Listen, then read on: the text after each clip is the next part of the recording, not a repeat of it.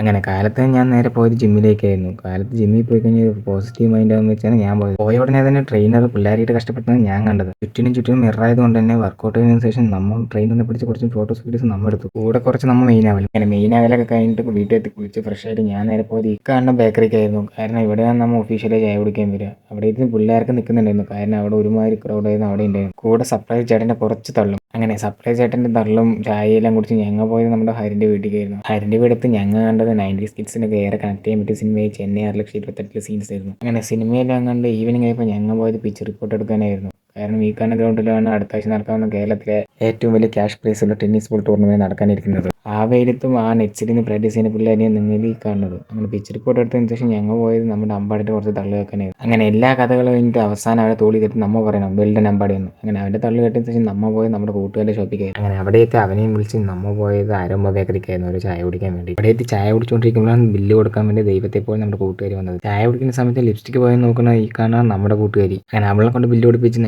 നേരെ പോയി വീട്ടിലേക്ക്. ബാക്കി അടുത്ത വീട്ടിൽ കാണാം.